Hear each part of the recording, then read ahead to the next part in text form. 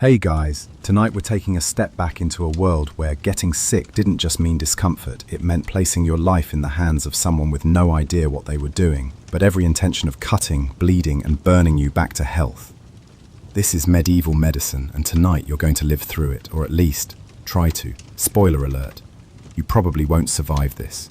So before you get comfortable, take a moment to like the video and subscribe, but only if you genuinely enjoy what I do here. And as always, drop a comment with your location and what time it is as you're listening. It's always a comfort to know where my sleepy little travelers are tuning in from. Now, close your eyes. You're waking up, but not in your world. It's a cold morning. The sun hasn't risen yet, but the smoke from the hearth is already curling across the rafters of your wooden ceiling. You shift beneath your woolen blanket, scratchy, damp, and immediately feel it, heat pulsing behind your eyes, a deep ache in your limbs, and a sour churn in your gut. Your throat is sandpaper, your skin feels tight and clammy as though something is trapped just beneath it. You're sick. At first, you hope it will pass, but your family has already noticed. Your sister whispers that your face looks like hot bread, pink and puffed. Your mother presses a cool rag to your head, then mutters something about imbalanced bile. You hear the words bad air, miasma, and humours traded around the room like bits of broken glass. No one really understands what's happening inside your body. They just know this isn't good. Then comes the moment you've been dreading. Your father tells your little brother to run and fetch the doctor. You try to protest, raspy, weak, but it's no use. The word has been spoken. The physician is coming. You've heard the stories. Everyone has. He wears fine robes and speaks Latin, but he believes illness comes from the stars and the wrong kind of wind. He uses knives, he uses fire, he drains your blood and calls it balance. You lie there helplessly as the sound of distant footsteps returns. Your brother bursts back through the door, breathless, and nods. He's coming. Your blood turns cold, because in the medieval world, when the doctor knocks, it's often death that follows behind him. The door creaks open as the first rays of sunlight push through the shutters. You lift your head slightly from the pillow, and there he is, the physician. He enters like a judge, wrapped in layered robes of faded blue and mustard, a woolen cap pressed tightly to his skull, and a long nose peeking from behind a rough-spun cloth mask. The mask smells of vinegar and rosemary, his own protection from the bad air that he believes carries disease. He does not greet you.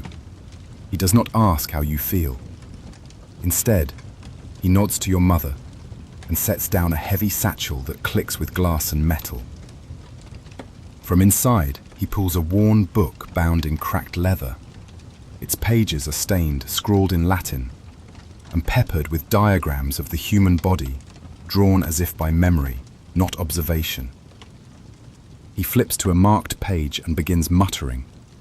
You catch words like melancholia, sanguine, and excess bile. Then with a flourish, he spreads out a sheet of parchment filled with stars, planets, and symbols you don't recognize. He adjusts the shutters, peers out the window toward the grey sky, and frowns. The moon is in Scorpio, he says flatly. Saturn ascends. The liver is in danger. You blink at him. This is your diagnosis. He begins scribbling with a quill, calculating your birth sign against the current alignment of the planets. These things matter, he says, still not looking at you. The balance of the cosmos affects the balance of the humours. You try to sit up, but the weakness in your arms is too great. Your breath wheezes through cracked lips. The physician finally moves to your side. He doesn't touch you. Instead, he instructs your sister to lift your wrist. He studies your pulse for a moment, then nods, as if this confirms everything the stars already told him. Too much heat, he says. Blood is dominant. The collar is rising. He rummages in his satchel again and brings out a small wooden box filled with powders and stones. You think he's going to mix you a drink, but instead, he takes a strip of vellum, dips it in vinegar, and passes it beneath your nose. You gag. Still responsive, he says. That's good. We'll begin treatment immediately. Treatment. That word settles heavy on your chest, because here, treatment doesn't mean rest or broth or medicine as you know it. It means bloodletting. It means leeches. It means pain disguised as healing. The physician closes his book, replaces the star chart, and nods grimly. We must reduce the heat. The balance must be restored. And in the flickering firelight, you see it for what it is, not science. Ritual. And you are the offering. He asks for a bowl, preferably glazed, clean, and shallow. Your mother scrambles to find the best one she owns. Meanwhile, the physician opens a long leather roll from his bag, revealing his tools. Not surgical instruments as we know them. No gleaming stainless steel, no sterilized clamps. These are medieval tools. Hooks and blades, dulled by use. A set of brass scales, a thin, curved lancet, and a metal tube with a narrow spout. But before the bleeding begins, the physician must first complete his favorite ritual, the examination of your urine. He demands a sample. Embarrassed, your sister brings the chamber pot. He doesn't flinch. Instead, he holds it up to the morning light, as though it were a crystal goblet of wine. He swirls the contents thoughtfully, nose crinkling at the scent, but never pulling back. Thick, he notes. Cloudy. Slight sediment. Yellow at the top. Red toward the bottom. This suggests choleric excess. He pulls from his coat a color wheel, hand-painted, wax-slick, and compares your urine to the swatches. He's hunting for clues in the shades of your waist. The yellow bile is inflamed, he concludes. We must draw it out before it scorches the organs. You want to scream. You want someone, anyone, to say this is madness, but no one does. They trust him because he speaks with certainty, because he uses Latin, because he has books. And in this time, books are sacred. You glance at your father, silently pleading, but he only nods to the physician. Do what must be done. The physician leans close and studies your face. He checks the whites of your eyes, runs his fingers lightly over your neck, not searching for lumps or swelling, but feeling the heat, as he calls it. Then he presses a thumb beneath your jaw. The spleen is strained, the liver sluggish. A balance of opposites must be re-established. He pulls from his satchel a small sealed pouch and hands it to your sister. Steep this in boiling water. Give him 3 spoonfuls. Then we will drain the blood. She opens it. The smell makes her gag. Licorice root, vinegar, and powdered metal. You catch the word antimony on the label, though you're in no shape to recall what that actually is. Medicine, the physician explains, to warm the gut and encourage evacuation. He must purge from both ends. You close your eyes, wishing for sleep to take you, because this is just the beginning, and you haven't even seen the leeches yet. The leeches arrive in a damp, cloth-lined jar, glossy, black, and writhing like spilled ink. The physician holds one up delicately between 2 fingers, its soft, sucker-like mouth squirming blindly. You try to recoil, but your body is too weak. Your arm lies limp at your side, pale and thin from days of fever and lost appetite. They feed only on heat, the physician murmurs, more to himself than to you. The hotter the blood, the quicker they draw. He rolls up your sleeve. The apprentice, barely older than your youngest brother, moves closer with the jar. He's shaking. You wonder how many times he's actually done this, but his hands obey the physician's command without hesitation. One leech is pressed gently onto the crook of your elbow. It wriggles for a moment, then latches. The sensation is subtle at first, a tickle, a pinch, then a slow, pulsing pull, like something is sucking the life out of you with quiet determination. Because that's exactly what's happening. A second leech is placed near your wrist, a third just above your collarbone. You try not to look. You stare at the ceiling beams, counting knots in the wood. The room is silent, save for the occasional rustle of the cloth as another leech is drawn from the jar. You feel dizzy, Not from fear, though that gnaws at you too, but from the slow loss of blood. Your lips tingle, your thoughts blur. The physician leans in and peers at the creatures, now plumping with your blood, their smooth skins swelling, turning from black to glistening crimson. "Good," he says softly. "They've begun their work." You wonder what work that is. These leeches weren't chosen because they cure disease. They were chosen because someone, centuries ago, believed that sickness was the result of imbalance, and blood was always in excess. The third leech drops off, swollen to the size of your thumb. The apprentice catches it quickly in a wooden bowl and places it aside. The others are still feeding. You feel your heartbeat slow, your chest growing heavier. At some point, your mother starts praying, not to stop the leeches, but that they work. When it's over, the physician presses small cloth pads to the wounds. They bleed freely. You're not stitched, you're not bandaged, just wrapped in linen and told to lie still. "You'll feel lighter," he says with a faint smile. The body is releasing its heat, but all you feel is cold, and a little more gone than before. You wake sometime in the night, unsure of how many hours have passed. The fire has gone low, casting long, shivering shadows on the beams above. Your arm feels numb. You touch the linen wrap. It's damp, sticky. When your fingers come away, they're red. The bleeding hasn't stopped. By dawn, your skin is grey. Your lips are cracked. Your eyes feel sunken like they've pulled back into your skull to escape the light. You haven't eaten. You can barely speak. But the physician returns. This time, he isn't carrying leeches. He brings a knife. It's small, curved, and dark with age. Its edge nicked and dulled by years of sharpening on stone. He unrolls his tools again, with quiet ceremony, as if preparing for a sacred rite. You try to speak. You want to say no. But he lifts your arm anyway and nods to the apprentice. The boy ties a leather cord around your upper arm and begins tapping the inside of your elbow, searching for the blue line of your vein. The physician doesn't meet your eyes as he explains. Leeches draw from the skin, but when blood is deeply imbalanced, when the collar is thick, we must draw directly. Your mother turns away, hands trembling in her apron. Then the blade flashes. You expect pain, but what you feel is stranger, sharp, fast, cold. A bloom of warmth follows as your blood begins to pour freely into a shallow bowl. You hear it more than see it, the soft pattering sound of it landing, a dark rhythm, counting down something unseen.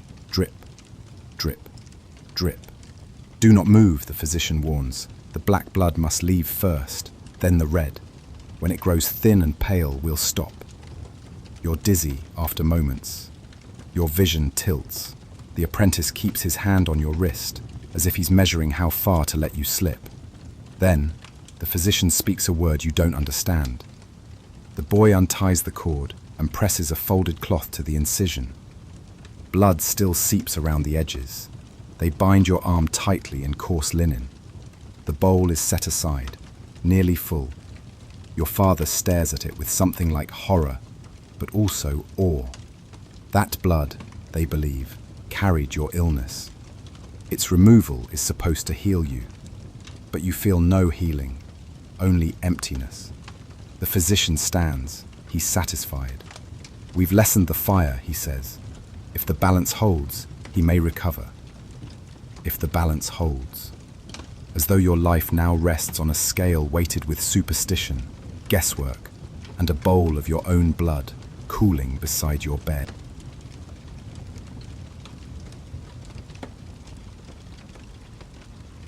Your arm is still wrapped tight from the bloodletting, the linen crusted in layers of your own dried blood. It throbs with every beat of your heart, but that's no longer the worst of it. A new pain has taken root in your leg, deep, hot and sharp. A boil has risen. Angry red, swollen like a fruit ready to burst. The physician looks at it once and says nothing. Instead, you're carted through the village past rows of thatched roofs and curious eyes, to a building that smells of sweat, lye, and old iron. A sign hangs above the door, half-faded paint showing a bowl, a blade, and a pair of shears. The barber surgeon. If the physician is a man of books and bloodletting, the barber surgeon is a man of tools. He sharpens his knives in public, pulls teeth in the market square, cauterizes wounds with hot iron while the patient screams into a rag. His shop is dim and smoky. A blood-stained stool sits at the center of the room, and the floor is littered with straw, more for soaking up what spills than for comfort. You're placed on the stool. The barber glances at your leg, then pulls a short hooked blade from his belt.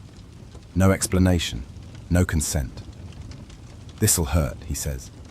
That's all. Then he cuts. The blade plunges into the boil like a knife into overripe fruit. You scream, raw and feral. Pus and blood burst out, splashing the floor and his apron. You try to jerk away, but two strong arms hold your shoulders down. The pain is unbearable, but not over. He takes a metal rod from the fire behind him, red hot and hissing, and presses it straight to the wound. Your body convulses. The smell of burning flesh fills your nose. Your scream dies in your throat, swallowed by the choking heat. He grunts in satisfaction. Sealed now, won't fester.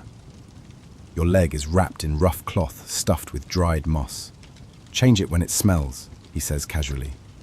You think it's done, but then another patient is dragged in, a man with a rotted molar. The barber pulls out his tooth key, a twisted iron tool that looks like a weapon. He latches it to the man's tooth, twists and yanks until something cracks. The man nearly faints. Blood pours freely. This is not healing. This is damage control by brute force. And yet, in this world, it's your best option. You're helped outside, limping, half-conscious and reeking of smoke and iron. Somehow, you miss the leeches. The wound in your leg hasn't closed properly. It oozes a thin, yellow fluid that smells faintly sweet, sickly sweet.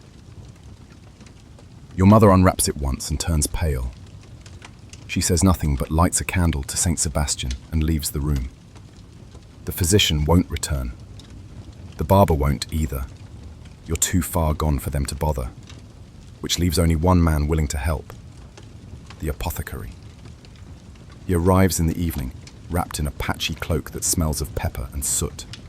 Unlike the others, he doesn't wear robes. His fingers are stained with powder and ash, and his breath carries a sharp mix of wine and something metallic. His medicine chest is a thing of wonder, wooden, carved with symbols, and packed with small vials, wax-stoppered jars, dried plants, and curious stones. He lays it open beside your bed like a magician preparing a spell. Your family watches, hopeful. You're too weak to care.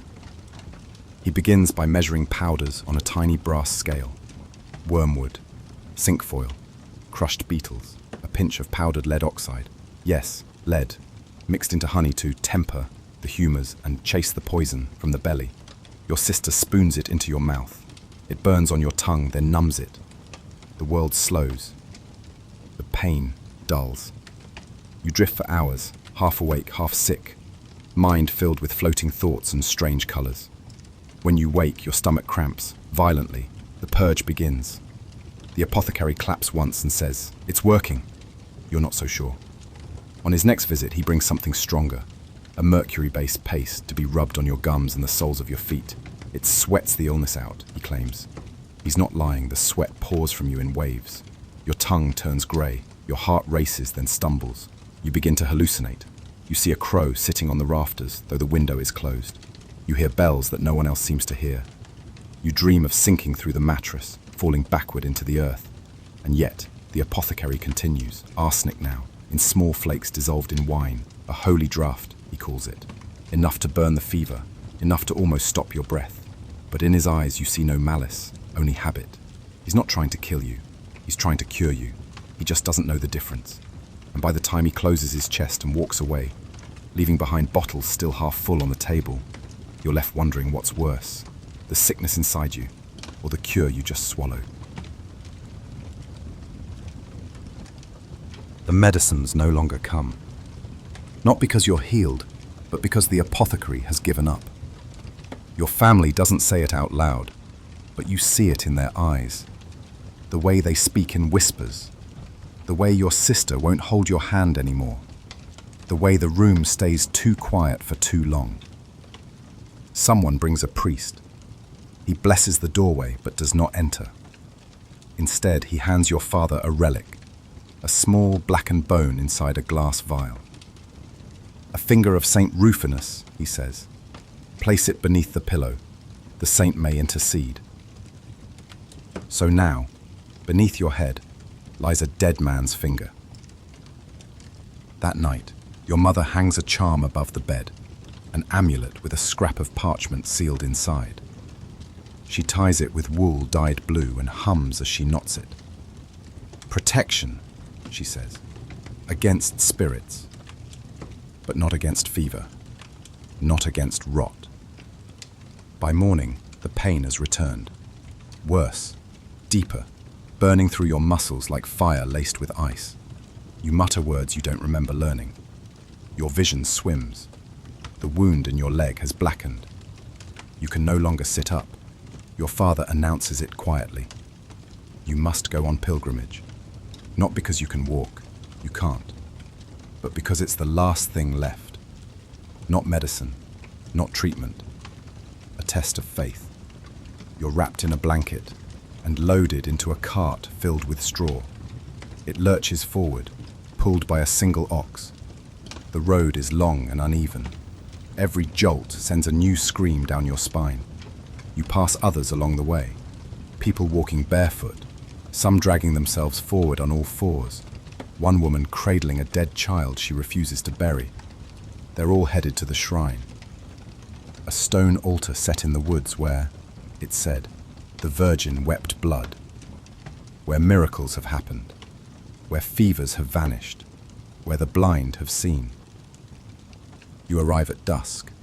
Candles flicker in the trees. Monks murmur prayers in a low, rhythmic chant. A line of supplicants waits to touch the shrine. Your family carries you forward. You're lowered to the ground. Someone presses a cold stone to your forehead. Another pours water into your mouth. Blessed water, thick with the taste of copper and herbs. You are told to confess your sins. You confess everything, even the things you haven't done. You pray. You wait. And when nothing happens, when no vision appears, when your pain remains, when the sky stays silent, your mother whispers, "It takes time." But you know. The only thing left now is whether you die in your bed or on the road, clutching the bone of a saint.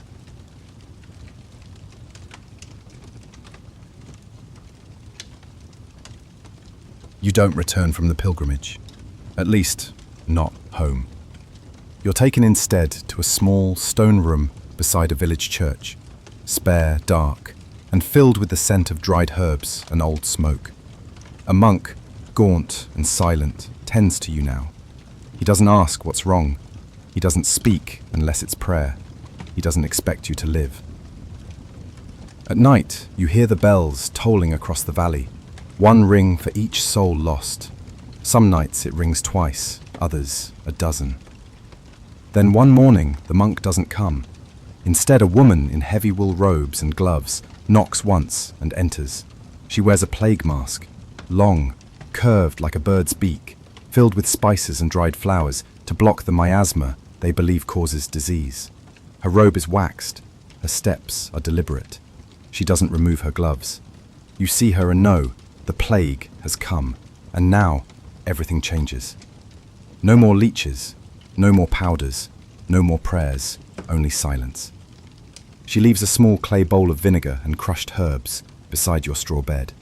"Breathe this," she says. "Don't open the shutters. Don't touch anyone.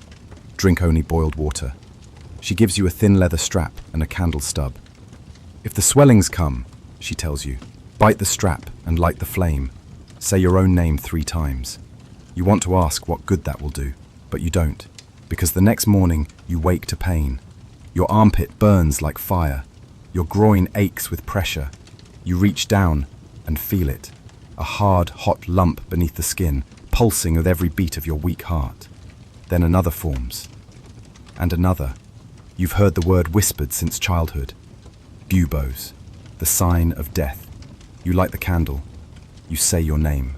The strap lies untouched on the floor. There's no more strength in you to scream. The woman does not return, the monk either. You are now something to be feared, untouchable, unclean. Your body breaks in silence. Your breath turns shallow. Your mind drifts. You remember your mother's voice, your sister's hands. You remember the sweet taste of clean water and the light through the trees before all of this began. You wonder if you are dying from the plague, or from everything they did to prevent it. You no longer care which.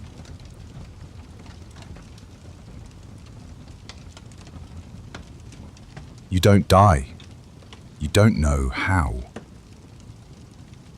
Maybe the fever passed through you like a storm that found weaker branches elsewhere.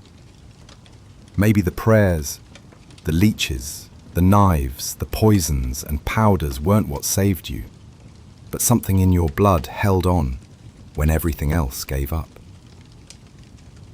You open your eyes to morning light, not candlelight, but real, golden sun. The swelling in your armpit is smaller now. Still sore, still angry, but not spreading. The bubo on your leg has turned black at the edges, but it doesn't burst. You can breathe. You can sit. The first time you eat, it's barley porridge, watery and bland, and you weep into the spoon without knowing why. You survived, but you are not the same. Your body bears the evidence. Scars, burns, thinness like bone wrapped in parchment. But deeper still, in your chest, in the pit of your mind, you carry something heavier. You've seen death, not a clean, quiet kind, but the desperate, flailing kind. You've felt the coldness of knives meant to help. You've swallowed medicine that might have killed you faster than the sickness ever could. You've lain beneath relics, relics beneath your pillow, and wondered if they were any more effective than the leech still wriggling in the basin. Your mother treats you like glass now, careful glances, soft words. Your father no longer meets your eye. Perhaps he wonders if they should have stopped it sooner. Perhaps he still believes the doctor saved you, but you know you didn't survive the plague. You survived the cure. The physician never returns. So now, tucked safely beneath your covers in this modern world, clean, calm, and filled with light, you can breathe easy. The sharp edge of history has passed. But it lingers, doesn't it? That chill in your chest, the way your skin crawled as the leeches bit, or your stomach turned at the hiss of hot iron. You were there for a little while. You lived through the worst of it, and you survived. Medieval medicine wasn't just misguided, it was terrifying. But it wasn't evil. Most of those doctors, barbers, and apothecaries truly believed they were helping. They didn't have microscopes or vaccines, no germ theory, no antibiotics, no understanding of how bodies truly worked. What they had was scrolls, ritual, and centuries of superstition. And still people endured. They trusted in the saints, in their neighbors, in bitter herbs and bone relics. They stitched together knowledge from scraps, clung to whatever hope they could find, even when the treatment hurt more than the illness. In a world of chaos, sickness and shadows, it was the attempt to do something that mattered most. You've come a long way since then. Today, you can take a pill instead of bleeding into a bowl. You can see a doctor who looks you in the eye, who knows what a virus is, who washes their hands. You can Google your symptoms and get 1,000 answers in under a second. You can get better.